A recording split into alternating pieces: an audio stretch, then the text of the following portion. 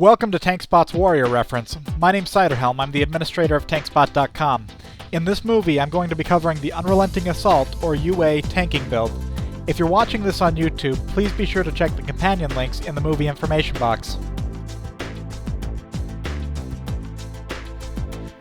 The Unrelenting Assault build is a high threat and damage hybrid build that we've been discussing on TankSpot for the last several months. It is built around the Deep Arms talent by the same name. This talent reduces Revenge down to a 1-second global cooldown and allows you to use the ability several times per block, dodge, or parry. Since we began testing it, we've seen parses above 4,000 damage per second on Patchwork. Even though these were done with specialized gear and buffs, tanks can realistically expect at least 3,500 with the same set they normally tank with. Revenge is a naturally high damage ability. In most cases, it will ride just below the damage output of Shield Slam. This is in stark contrast to Devastate, which produces relatively little damage and makes up a substantial part of the standard protection rotation.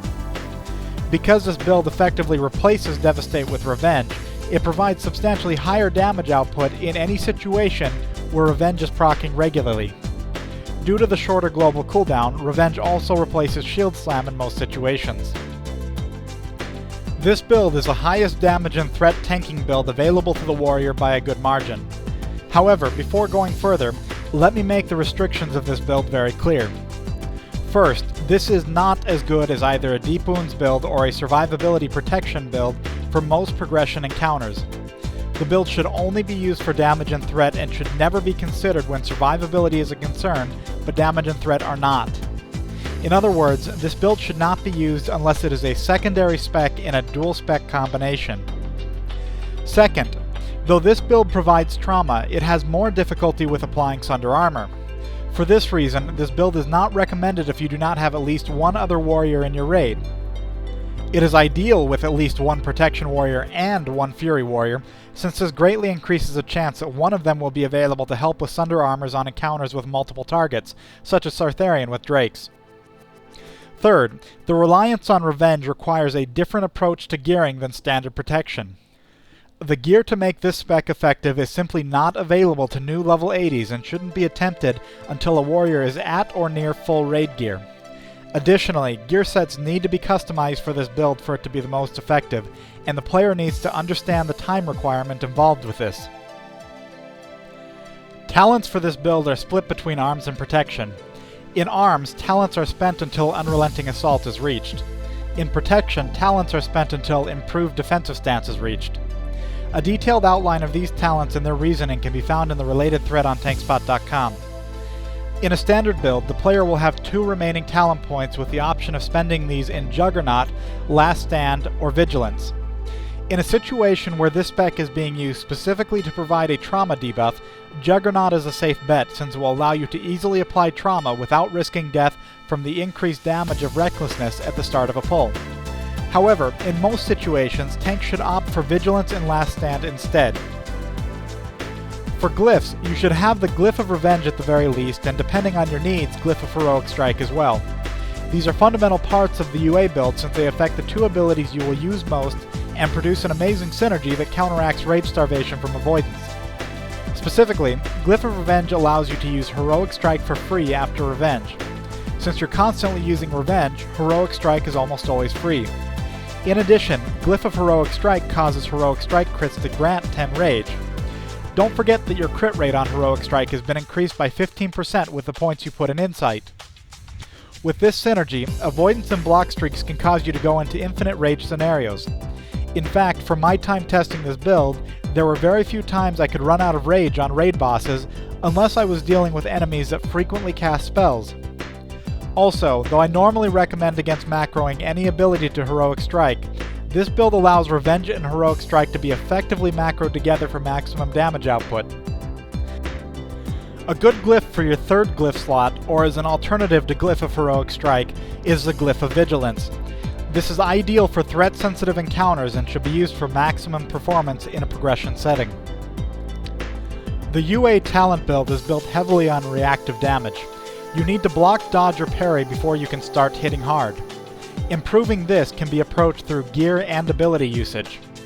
In terms of gear, there's a fair amount of gearing theory that still needs to be fleshed out. My rule of thumb has been about 70% combined block, dodge, and parry for most bosses, with a little bit more for encounters with slower attacks or infrequent spells. As far as abilities, I make far more use out of Mocking Blow at the beginning of encounters while I'm using this build. This is especially useful in places like Sartharion with Drakes, where I need the raid to push hard, but need a moment before I can push hard myself. Using Shield Slam to cover periods where Revenge doesn't proc is an ideal way to handle casters and any boss with infrequent attacks. Additionally, I bind Shield Block to Shield Slam through a macro to greatly increase the chance the next incoming attack will allow Revenge again. In the case of Kel'Thuzad, Malygos, and Sartharion with Drakes, 3 encounters I originally argued were weak for UA, using Shield Slam this way worked well enough for downtimes. Gothic is the only encounter that was consistently untankable because he dealt 0 melee attacks. I'll go ahead and note that I used the UA build on our first 10-man Sartharion 3 Drakes kill. Even though I had criticized this particular encounter for use with this build, I rethought the decision and chose this since it allowed me to contribute substantially more to our raid DPS and gave the raid the trauma debuff. In this case, the ad tank helped apply Sunders at the beginning. For outdoor grinding, I found the use of dummy mobs to be helpful in keeping Revenge active. For instance, in the Vrykul camps of Icecrown, I'll grab one of the warrior mobs and keep them aggroed to me without killing them. This allows me to easily burn down casters. This is also helpful in keeping Revenge available through frequent stuns on enemy targets that would otherwise deal melee damage to me. UA lacks the AoE capability that Full Protection has with Shockwave. In a situation where AoE is necessary, it is strongly recommended that you switch back to your protection build. In limited situations when dealing with only a small number of enemies, UA can function by rapidly switching between targets and using high damage Revenge attacks on each of them.